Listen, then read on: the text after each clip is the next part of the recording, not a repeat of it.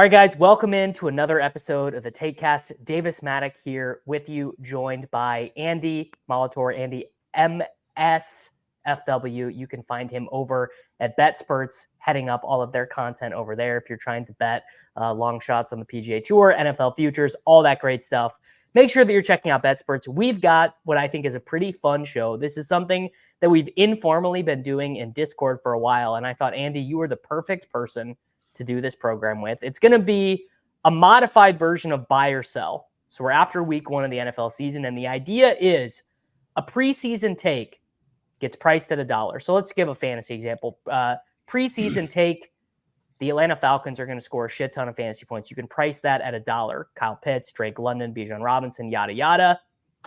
Well, now it's week 1. We got to see Kirk Cousins, not do any play action dropbacks. That might be priced at, let's call it 67 cents. I can buy it or I can sell it. So effectively, we are buying or selling takes, Andy. And I thought you were the perfect fit for this. How are you doing post week 1, brother? I had a good betting week. My fantasy, everyone has like the one fantasy league they care about more than the others. Correct. It's the home league you've been in for like 20 years in my case. And we have a rule that's just been longstanding. No ad drops, no waivers before week 1 it's done. So you draft your team. I've had a kicker get cut. You just didn't have a kicker that week. So I went into Monday with McCaffrey and Moody needing a certain amount of points and was in a bad mood. Then realized we have premium kicker points. Like Moody's going to kick 1 or 2 long ones. I'm fine. So it was nice to get a win in that league, despite getting CMC'd kind of at the last minute there. That was I was at a kids volleyball game looking at them like, I got to go out in the hallway and see if I need to make some bets on this. This is brutal. What a weird way to end a week, but no, it was a fun week 1, and this is it's overreaction week, it's overreaction week. Yeah, I mean that is the thought process behind this exercise. So I'll begin with I think one of the most stark ones that we could have. The preseason take would be Pittsburgh Steelers are just going to grit and grind it out. They're going to win that division because all the other teams in that division they're too busy being fancy. I'm going to offer a price for the Pittsburgh Steelers are actually the best team in the AFC North. The Bengals falter in week 1. The Browns shit all over themselves. The Ravens don't look quite right in that loss to the Kansas City Chiefs. I'm going to say buy or sell. The Steelers are the best team or win the AFC North at $1.15. That's the price. That's such a tough one, too. That's such a pain in the ass one, too, because we do this every year with them. It's like, oh, this team isn't very good. And then they find their way to a couple wins, and it's similar to last year where there were some games they shouldn't have won, but they had a good enough defense. They keep themselves in the games. The Browns were doing a copy of that at points where it's like, oh, this game stinks, but they're within striking distance, and then we're bringing somebody off the couch in their case, in their case, and this is kind of similar. Like Fields and Russell Wilson maybe should be on a couch somewhere. We'll see which one starts week 2, but. That offense looked really tough. That looked really bad. But it might be a case where that defense was so good. Watt was so good that they might just stay in games. I could buy that. I'm pretty high in Baltimore, but you aren't charging too much or something like that. It's buyable. I think it's the fair price because this might just already be another lost season for the Bengals. Like they still can't figure out the Chase thing. There was that reporting that came out on Monday or Sunday night that was basically like they wanted to make it work. Chase is like sitting there literally negotiating contract stuff before a game on Sunday morning, but there's like a cash flow issue. And then, I mean, I don't know, vibes for the Cleveland Browns, that might be the lowest vibes of all. Yeah, might be like, now it's like there's now a conspiracy theory that this new case against Deshaun Watson was actually leaked and put forth to the media by the Browns front office ownership group as an attempt to get out of his contract. And I don't know if that's true or false, but just the very idea that conspiracy theory would be floated out there would be an indication that your $260 million quarterback is, the 27th best quarterback in the NFL. The vibes are quite low.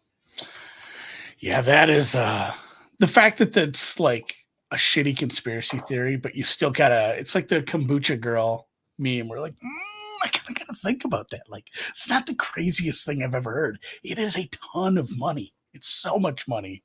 I don't know all the legalese stuff. We'll leave that to the online Twitter lawyers.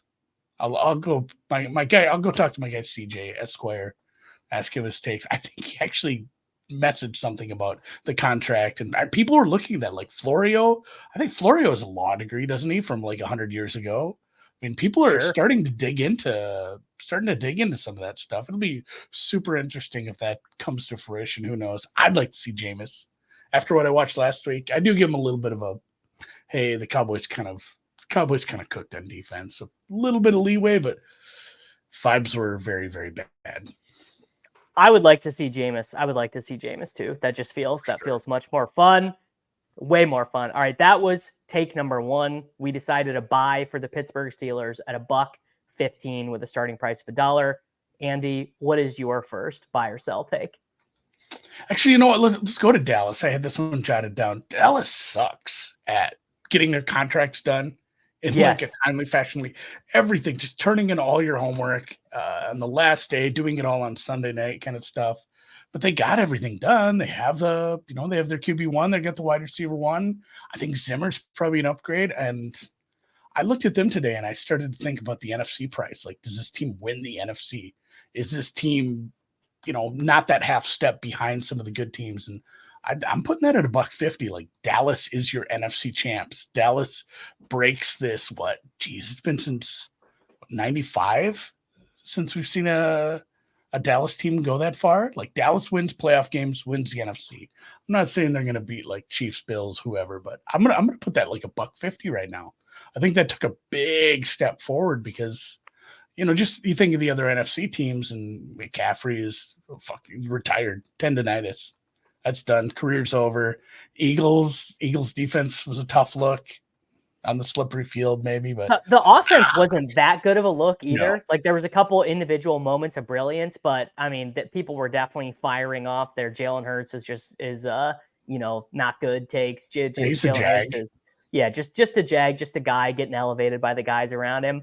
Um, I think I would buy that up to $1.75 actually, and I'll tell you why. The first one is the Lions are sort of the other team out there, Yeah. that is luring out there in the NFC. And to be honest, man, I'm just not a believer. I know the defensive line is really good. They have all these playmakers, but at the end of the day, dude, it's Jared Goff in what is likely a road playoff game because their division is actually relatively competitive and they're unlikely to be the one seed. And just Jared Goff I guess he does have the advantage of getting to play in a lot of domes in the NFC because that's just the way all the good teams there work out.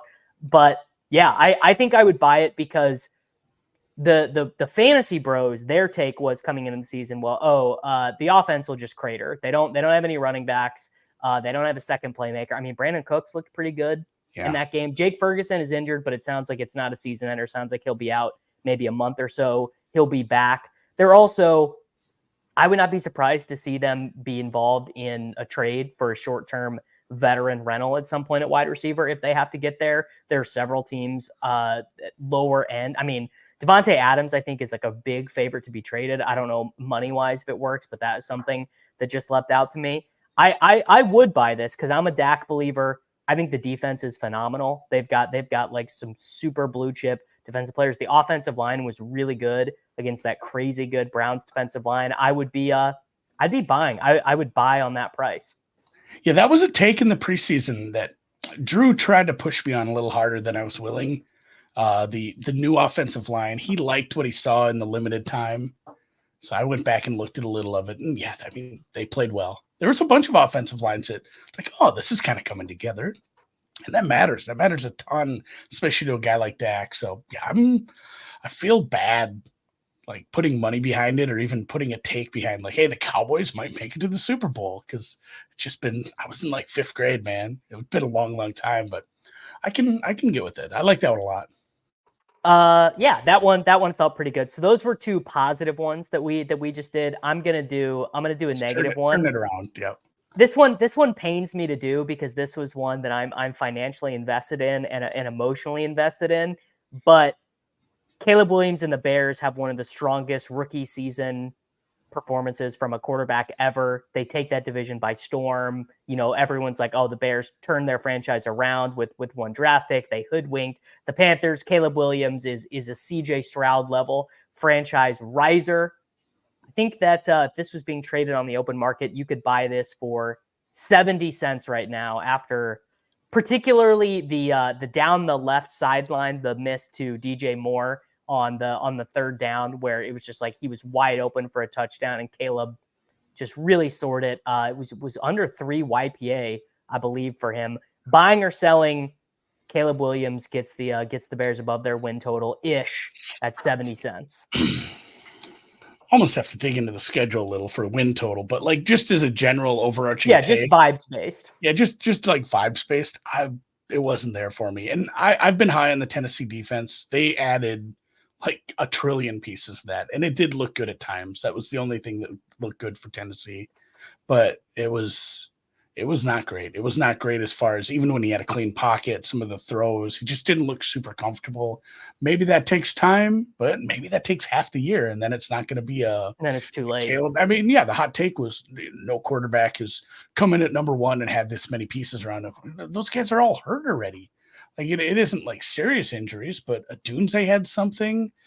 Keenan was limping at one point. Like he's having an MRI. Yeah. Keenan has Keenan's got a heel injury, and DJ Moore banged up his shoulder as well. Like all 3 of the good receivers have like small ailments. Dunze's might be actually serious, and he may miss some time with that knee injury. But between that and how I've seen the defense play, it's like the vibes aren't the same. It's kind of like it's crazy how, man, if Detroit, if one bad thing happens to Detroit, like the NFC North is going to be such a gross mess.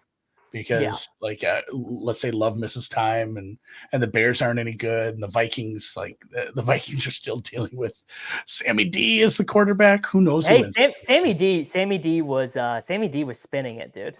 Yeah, but yeah, I'm selling on the Bears for now. Maybe second half of the season gets a little more comfortable, gets used to that the speed of the NFL, but I don't know. It looked pretty rough at times to start. They got to get healthy, and Caleb. I mean, he was just kind of off. There's really no other way to say it. He just, and the defense. Like, I don't think that, for example, I was less encouraged by what Nix did against the Seahawks. Like, I actually kind of thought Nix would be ahead of the game because he's 24 years old already. Caleb was not what I expected. I expected just like some, at least like one crazy wheeling around, throws off his back foot, hits DJ Moore style play or whatever. And there just really wasn't a signature play from the whole game, which was surprising for me. The stuff we saw in college, do that. Just remember, just go do that. Just go do that. Wasn't it? It was Addison his junior year. Or 2 years ago. Sophomore year for him. He spun it up like crazy. Yeah. All right, your turn. Your second take. Should I go negative? I'm gonna go semi-positive. This is like a negative with a positive. Like Nate Hackett sucks, but I saw some things last night that weren't terrible from the Jets, and I know the Jets. So this is still, I think you're still buying at a discount, but for me, it's like buying the Jets at a discount doesn't feel terrible. So like, I don't know what the exact take I have is. Jets are kind of a force in the East. Like they can still win this division. Jets can still win this division. And I don't know what you'd trade if that was a buck to start the season. It's like they lost and 70 cents. I'm not sure how low you'd want to go. It's just one game. No.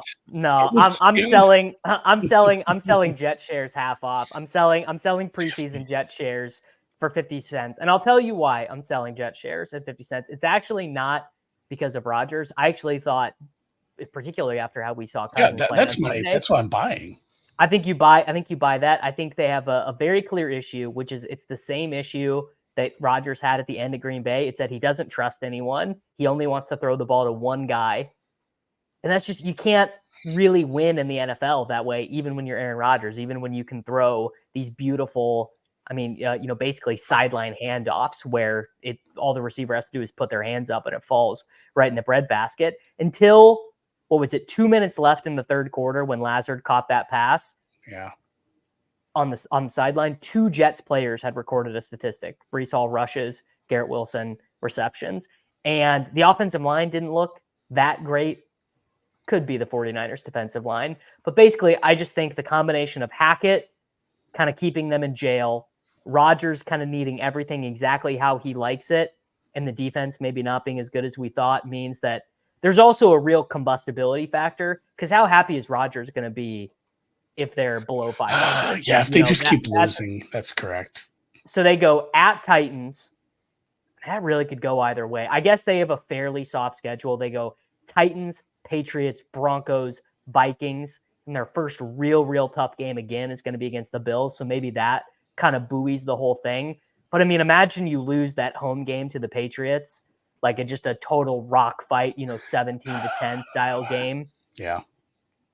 Oh, and that's what I worry about. The main concerns, and I guess my price should have been a little lower because of what I saw. I saw a lot of good things, and you played the Niners. Niners might be the best team in the league. Like, they might just be better than Chiefs and everybody, and they were blowing you up with their offensive line, who was some guys that we weren't so for sure about. They were blowing it up on the other side of the ball and running with a guy who, I guess he knew he was starting Friday, but we'll just pretend like he didn't know he was starting until game day. Like, there were some bad things in the trenches, but the quarterback just matters so much. And he was fitting some stuff into tight spots. He didn't look like I think that's my takeaway. He's like, he didn't look like Cousins. He looked like he could plant on that leg and throw some zip balls. So, you figure out a few things, and I guess Hackett still holds you back. But yeah, like you said, you beat the Titans this week. You got to win games like that. You win a bunch of these easy games. You try to split with Buffalo and Miami. You make it to the playoffs. See, against Miami, I feel like they're drawing dead. How can you score? How can they score enough points? Like if they give up 28 points, to Miami, how does this offense that takes the play? By the way, I did not really miss watching Aaron Rodgers take every play clock down to 0-0.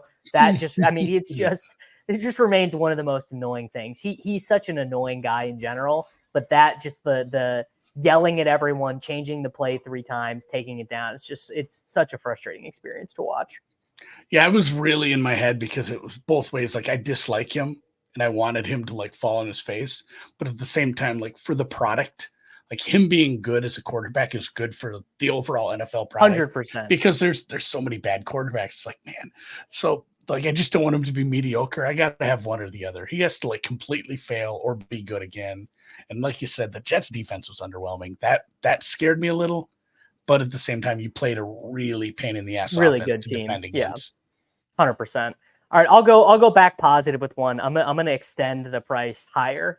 After watching what the Kansas City Chiefs did against the historically good Baltimore Ravens defense last year, I'm allowing you to buy Chiefs are the best offense in the NFL, parlayed with a Mahomes wins MVP again. I'm going to allow you to buy that. I would say I would not sell that for any less than $2.50.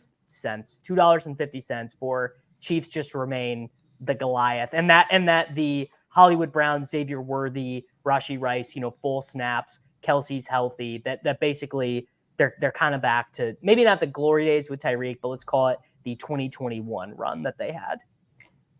It's strange watching that team, and God, it feels like 100 years ago now that game happened, but it is strange how it's like, oh, Rashee Rice is healthy and he's a weapon, and Worthy is the fastest person I've ever seen, and they're still going to play with their food. It's like they should be beating this team by a little more, and this is a very good team.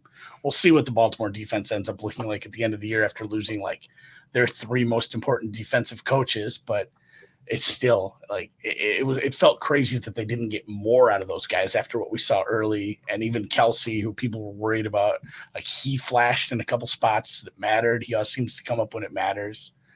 Just thinking about other teams that can win the MVP, it feels like MVP is it's which quarterback is going to end up with a top seed in the conference, and doesn't have the super high expectations. Maybe if they're a second or third seed, it's so hard to win MVP outside of quarterback. It's my short list. Impossible.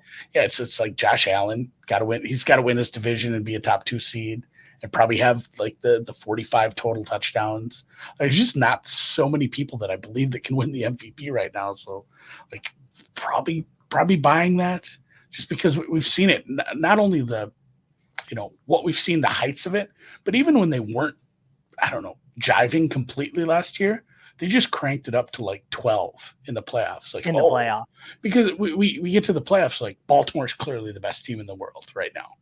And Kansas City just says like, oh, we're basically an NBA team now. We just got to win 50 games and get in, and then we'll start. We'll start playing. Now, hey, we're gonna start playing defense again, like the NBA. We're actually a really good team, and now we're gonna win another Super Bowl. So, the three-peat, I can't decide if the three-peat is boring or awesome because I've never seen one. No, but, how could the three-peat be boring? The three-peat is awesome because there's a case for it if you're a Kansas City hater, but I think the three-peat's cool. I'm with you on it. Yeah, and to the playing with the food element, I mean, they like Juju Smith-Schuster was involved in that Chiefs game in week 1. Like Juju got an end zone target. Yeah, I mean he should have caught it. Carson Steele was getting touches. P. Ryan actually dropped what would have been like a 35-yard like wheel route touchdown. Oh, he was gone. Yeah, I think this might even be on sale. I like they play the Cincinnati Bengals this week, a team they hate, like a team they like legitimately hate. The Bengals don't like them either. I think that could be a not playing with your food situation, but a really show who's boss situation. The Bengals vibes, by the way. I would not buy a Bengals future at half off right now. Not as bad as the Browns, but it's not great there.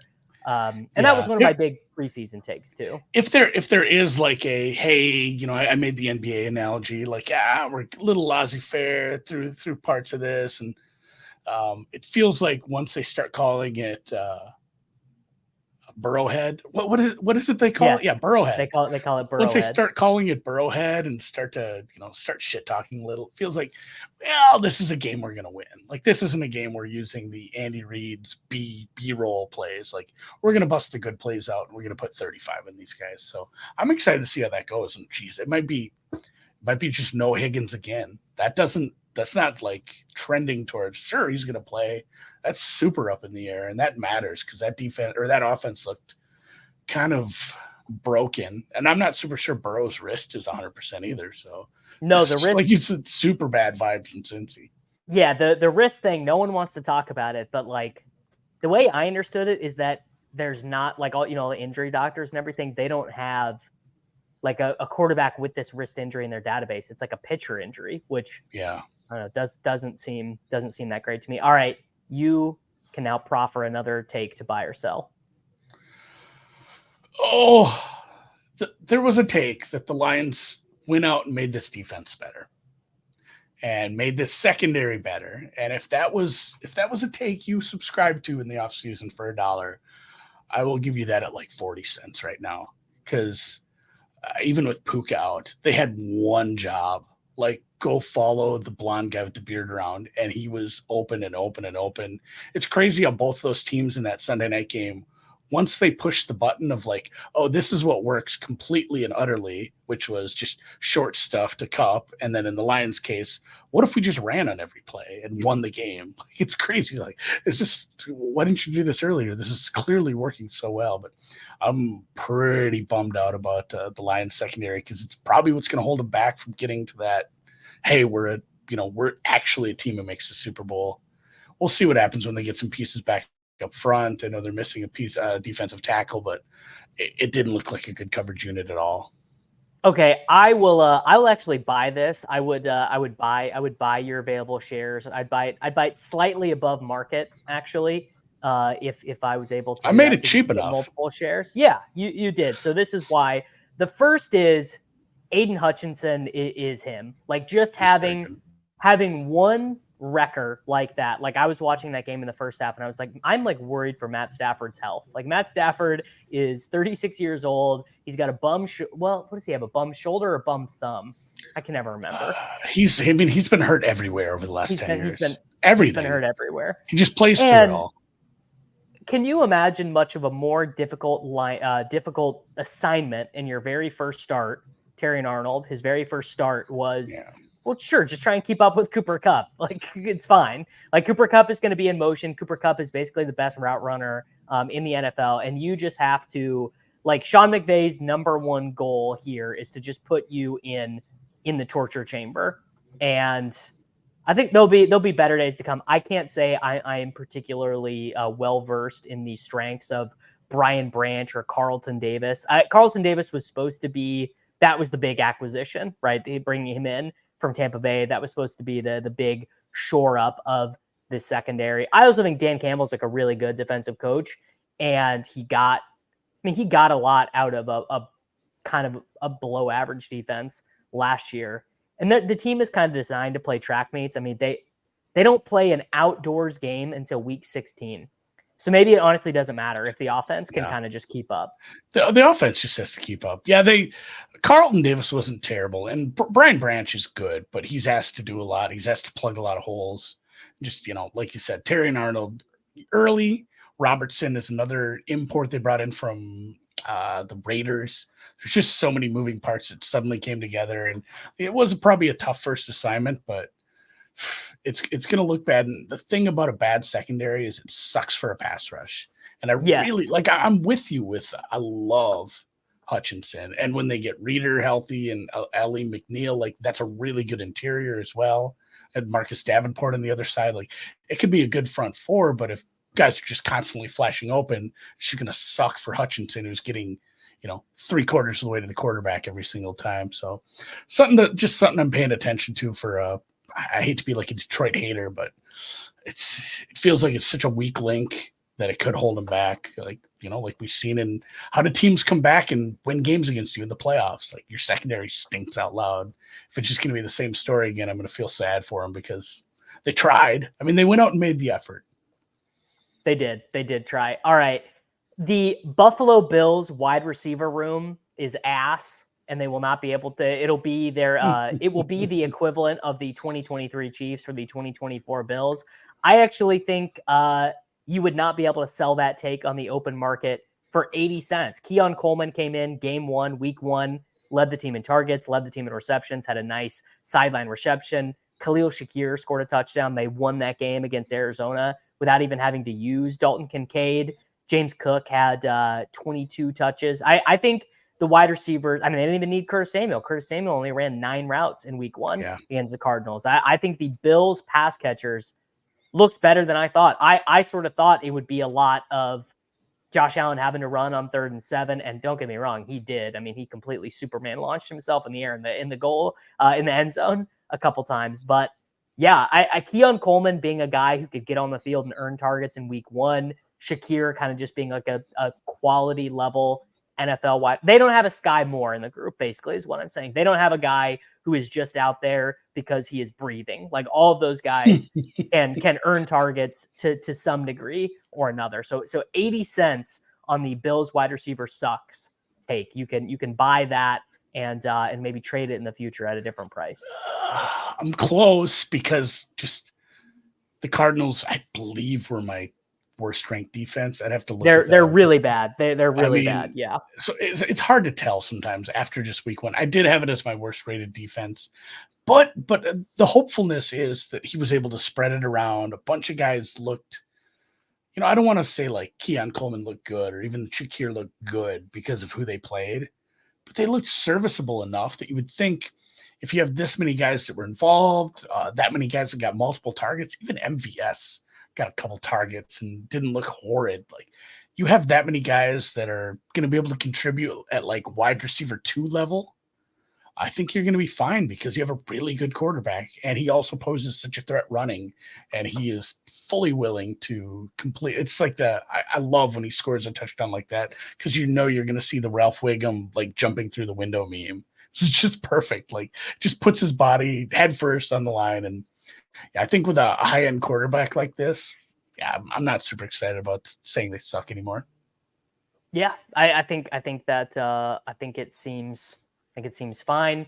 Yeah, I'd be trying to sell my Bills wide receiver sucks take, mostly because Keon Coleman was such a weird prospect at Florida State, and guys like that have a pretty wide range of outcomes. Obviously, I'd love to get more data, but just him being trusted to play more than Samuel, more than MVS week one, that is a pretty big signal because Brandon Beane and the coaches were giving him a really hard time in minicamp and training camp, like it to the point that I thought maybe it would kind of be like what's happening with Jermaine Burton in Cincinnati, where like the guy can't even T Higgins was out and Jamar Chase was limited and Jermaine Burton couldn't even get on the field. So yeah, I'm definitely selling, or I'm definitely trying to get those bags gone. What is your next take? We talked about it as the example, but I feel like we have to use it because we both had it. It's Yes. the Falcons offense. Like the Falcons offense might be good. And I'm super guilty, hand up. I had high hopes. I just said I saw what Kirk Cousins gave you. And it certainly wasn't a top 10 quarterback, but it was so close. Like he was just in that, I'm not a top 10 quarterback, but I'm above average. And felt like that was the only thing missing because Ritter was so bad, Heineke, just everything we've seen, back to even like Mariota. Like it's just been 3 years of, man, what if we just had an average quarterback with all these weapons?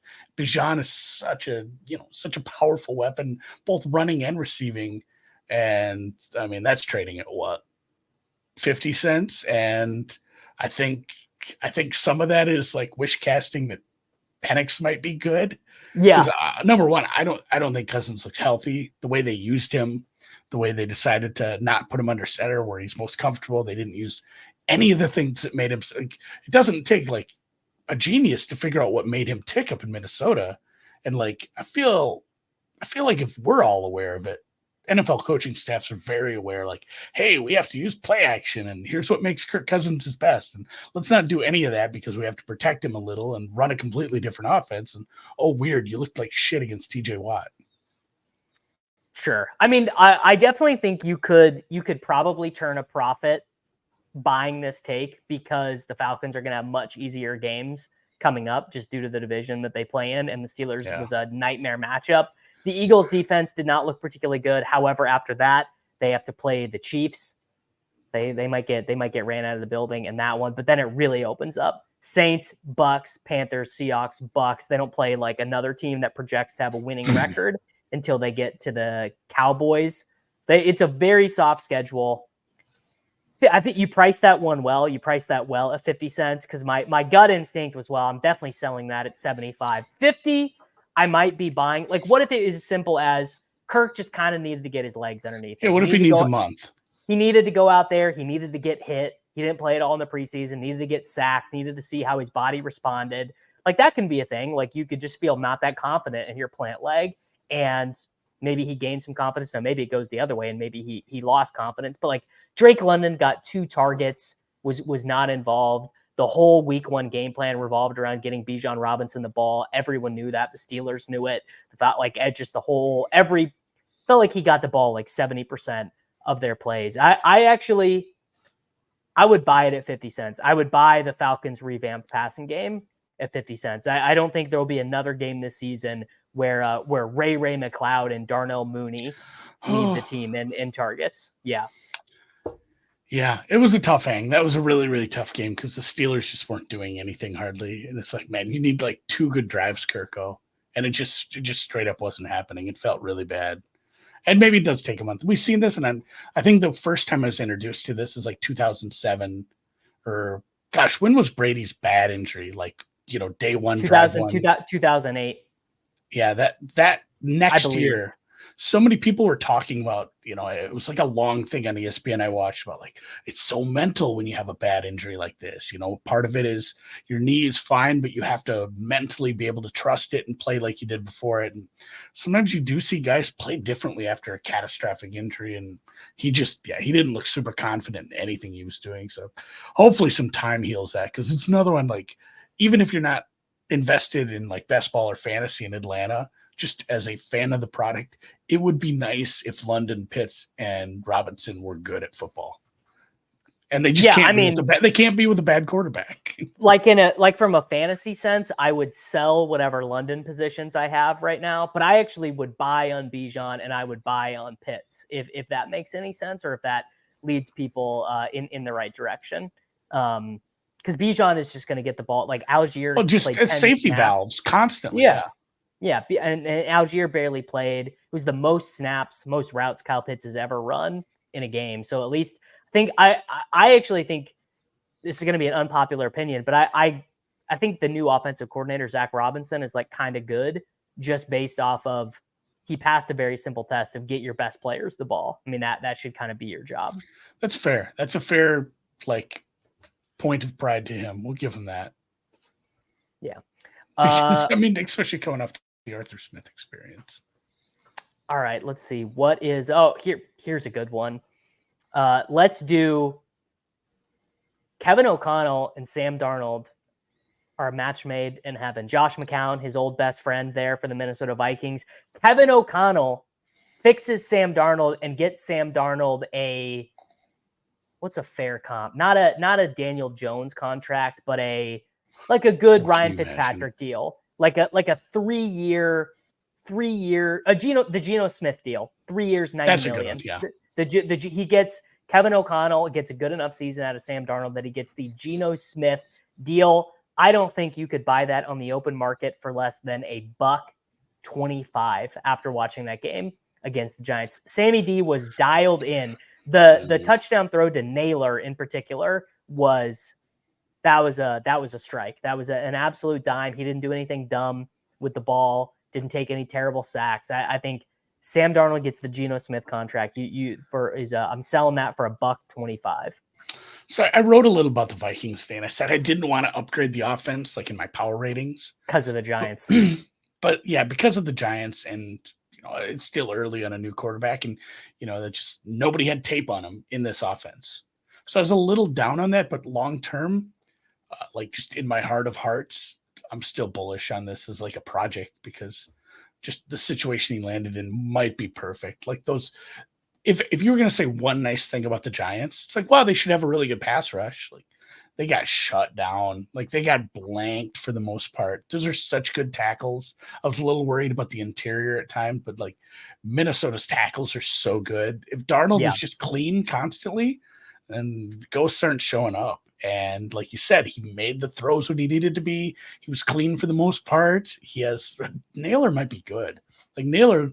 I liked Naylor at Michigan State. I thought he was a good, and they'll get Hawkinson back in week 7 after they come back from Germany. Aaron Jones was 4th in the NFL in rushing yards over expectation in week 1. He looked really good. Like they kind of just have a lot of functional pieces in that offense, and Darnold just has to be the point guard, man. He's just got to be the point guard, and I think he can do it. Yeah, I mean that's a good way to put it too. Just we do the game manager label. Probably he needs to do a little more than that, but not a whole lot. And like you said, Kevin O'Connell might just be cooking with, hey, it's Shanahan light. Like just plug somebody in here. We have good enough receivers and a great offensive line. I can scheme away for this guy to win. And they probably might get the shit kicked out of them by the Niners, but they're going to beat teams who don't have elite teams, especially teams that don't have elite defenses. Because I think they could have probably scored more points. It was more of a game state thing when things slowed down. And yeah, Aaron Jones not only is a rusher, but he's another one too that, man, I'd like to see him get more than 2 targets. I'd like to see him get a ton of targets in the passing game as well. Yeah. Fire. All right. Minnesota Viking buyer. I got the thing behind me. I feel like an asshole saying nice things about the Vikings. I'm not a huge fan. I just I had to buy that. I promised if the Vikings won the game, I'd buy that from the bartender because he was trying to sell it to me, and it was the Minneapolis Miracle that night. Oh, wow. I thought I was getting out of it. And then after the game, we're all, beer everywhere and we're celebrating. He's like, hey, you said you'd buy this. Fuck, I did, didn't I? Fuck. Yeah. I was in the Minneapolis airport. True story. In the Minneapolis, during the Minnesota Miracle, I had a flight. I had to travel. That's awesome. So was quite the experience. All right. You're next. Buy or sell. You're up. Oh, God, I had one here. I've got more if you need one. I think it needs. Well, I'm just deciding between it. It's the Tampa. It's Tampa cooking. No, you know what? It's gonna be Canales. This was my late summer conspiracy theory. I told Drew this. I'm gonna become a Canales hater. I think we've jumped the shark. And he was a quarterback's coach, acting like he was the head coach in Seattle that turned that team around. He was an offensive coordinator for 1 year where they were constantly getting bailed out on longer third downs by Baker. I said, I'm going to be a straight up Canales hater. So the take will be Canales one and done because it's a bad organization. They might just go back-to-back one and dones. What if he goes like 0-17? It might just be like, this isn't happening with this. Bring in a new coach to figure out who the next quarterback is. I don't know what you would trade that at because it's so hard to just continually fire. No, I would sell. Well, I guess if you sold me Canales fired. Canales fired. Yeah. I'd buy that. I'd buy that at $150. And I don't even really know if it's his fault so much. Like, but there definitely is something to people were trying to descriptively prescribe the success of Baker to him. And what if Baker, a guy who won the Heisman and came off the plane, won a game for the Rams? Like, what if he's that guy? What if he just is like a pretty decent? What if he's just like a pretty decent player? What if Geno in Seattle? A lot of people like to give him credit for the 2022 Seattle Seahawks. What if Geno, a guy who just like basically got treated very unfairly in his career in New York, got punched in the jaw by a team? And like, how many guys have we seen fail with the Jets and with the Giants? I mean, they literally, you want to talk about getting put in a position to fail. The New York Giants literally benched Eli Manning before he set a record for consecutive starts for Geno for like no reason, for like absolutely no, just like go. Why don't you just hate this Geno guy? Yeah, I would buy that. I would buy Dave Canales as a fake sharp, and he's not going to fix Bryce Young. And actually, Baker and Geno's success can be prescribed to. Also, talk about receiver upgrades. Geno walks into playing with Lockett. And I thought that's where you're going to go with that. It's like, and Baker goes into playing with Mike Evans. Yeah. Yes.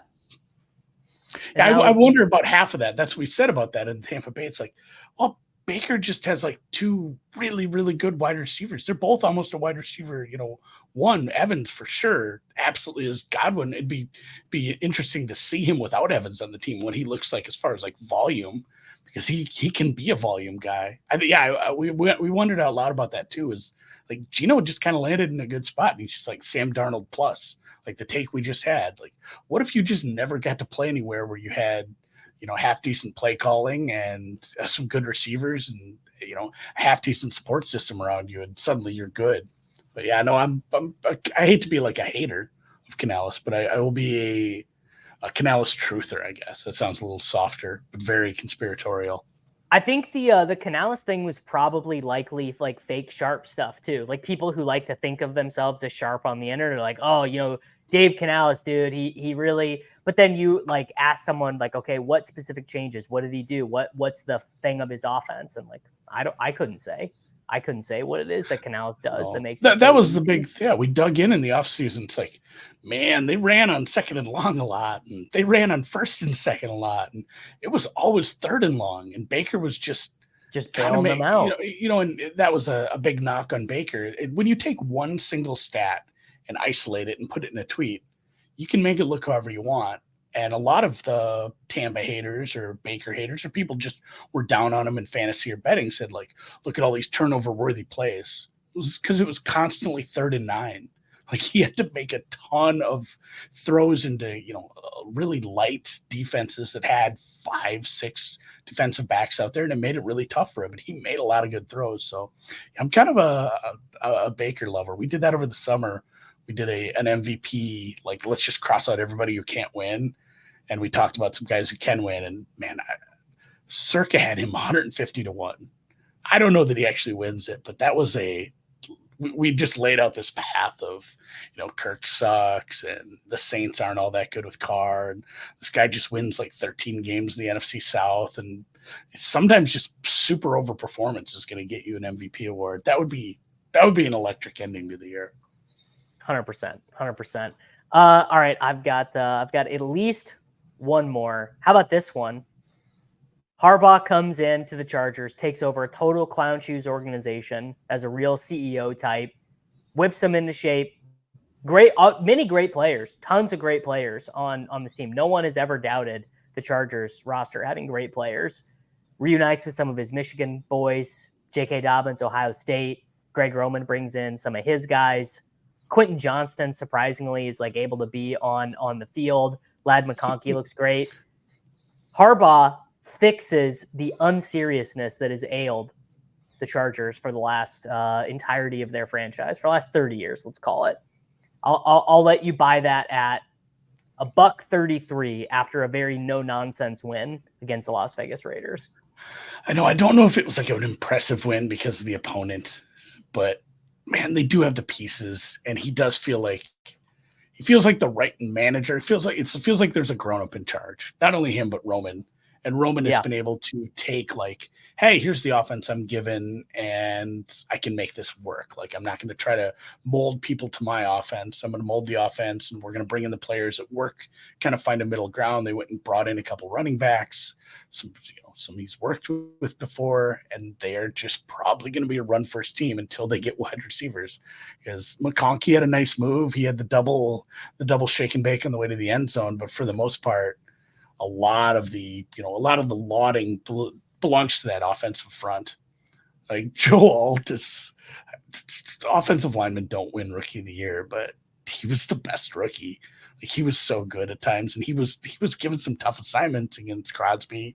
He shut him out. On the other side, Slater's really good, and then the pass rush looked really good as well. And those are big names. But people were worried, as Bosa getting older. It's his 8th or 9th year. Mac, it was a concerning amount of years that they've played in the league. And sometimes you do see the downturn for pass rushers, but pass rush looked good. Like all the lunch pail people look good. Like, hey, we're going to win the trenches. We're going to run the ball.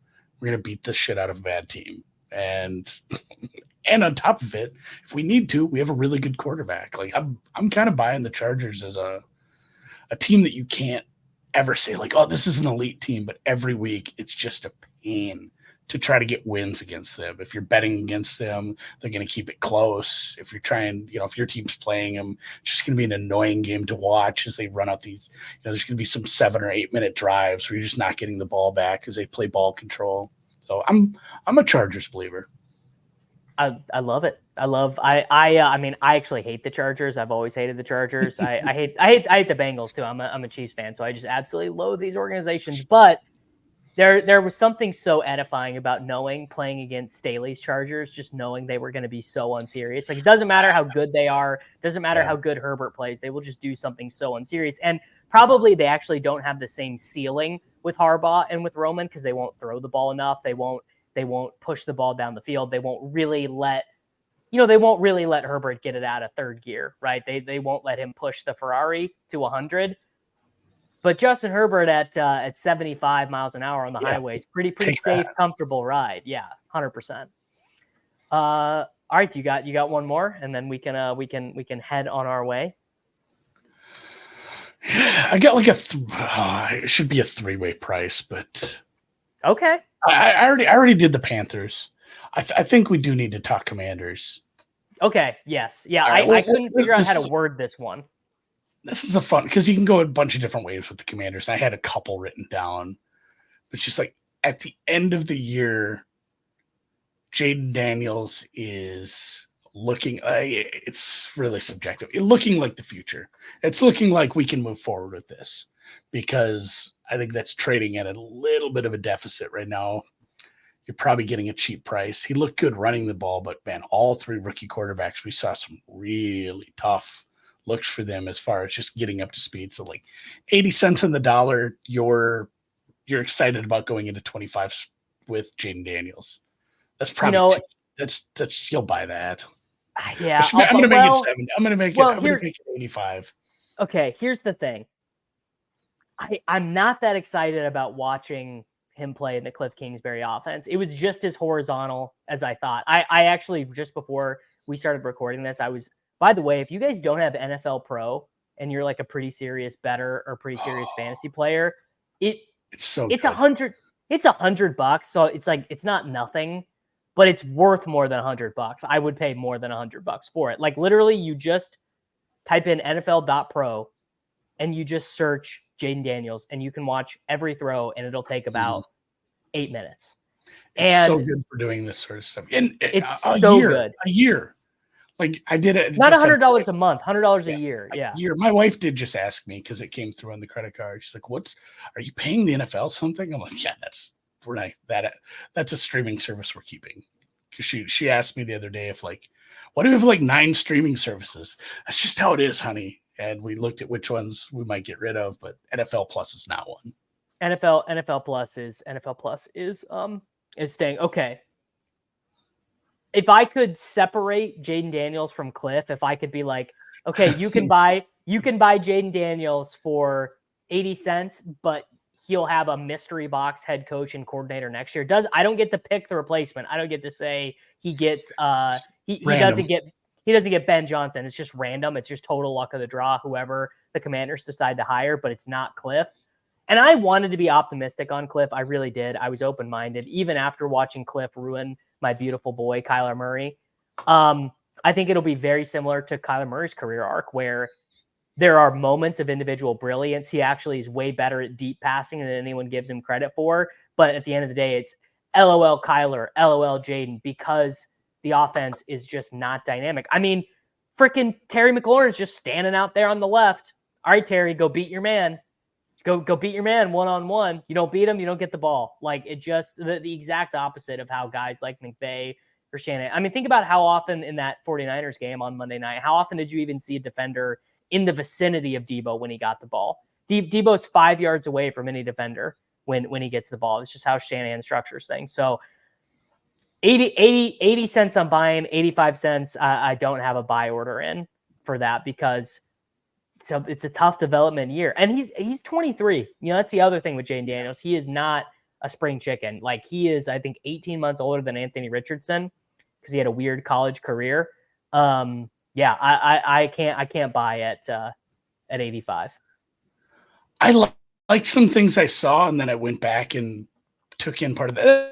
That's another thing. We should get you a sponsorship from the NFL for this NFL Plus, all the plugs we're doing. But like, you can also, if you want to rewatch a game, they have like the 30-minute compressed versions, the condensed broadcast. Yep. The condensed broadcasts are so good if you completely missed one of the games. And that was something I did struggle with, was like, like Tampa just kept losing corners. Like, maybe that's why he looked better throughout the game, not just game state. Like, people kept getting hurt in the secondary, and eventually they put I can't think of the guy's name, but there was a headline on the Tampa site. He hadn't played outside corner since sophomore year in high school. It was a safety. They had to start at boundary corner because just everybody else was hurt. They didn't have any more corners left to put in. So I worry that some of the late game stuff that was looking a little better wasn't just, hey, it's garbage time. It was garbage time versus backups. So I think that one's going to take time, probably selling. And I'm with you more. I was hoping you'd shit on Kliff, because that's a big part of this for me. I'm not super sure that should have been, a second chance. Like, I'm not a big Dan Quinn gets a second chance either. I don't love giving defensive-minded head coaches the reins unless they absolutely bring in, the nuts. Like Quinn and Ben Johnson, maybe that works, but he's not. I don't think that guy's taking another OC job ever again. Not till you get fired in 10 years from whatever job has, it's just a recycling league. Correct. All right, man. Let's get out of here. Tell the people about the Deep Dive Pod and BetSperts and where they can get it. Yeah, Deep Dive every Wednesday. We moved it up an hour because we're getting older. So we do it at 7 Eastern, going through every game, betting a bunch. We had some good ones that we disagreed on last week. I think Drew was 1-0 on me on the big one, although the Packers should have won that game. Red zone variance, baby. Sometimes it just doesn't work. But yeah, every 7 o'clock on the YouTubes, and every Thursday morning out in podcast form. We're on the Twitters at AndyMSFW. There's a Discord, which I have no control over, which is really it's just some people in the YouTube chat that started it. I think there's a link to that at Deep Dive Pod on Twitter. There's some really smart cats in there that I love football conversations going on 24/7. There's a lot of week 3 look ahead line talk already. Those people are they're well ahead of it. Like, here's what I would bet in week 3 on the look ahead. It's like, buddy, I'm trying to catch up here. Incredible. All right, everyone, check out the Deep Dive Pod. Check out all the stuff happening over at BetSperts. We're getting out of here. Thank you for listening. I will be back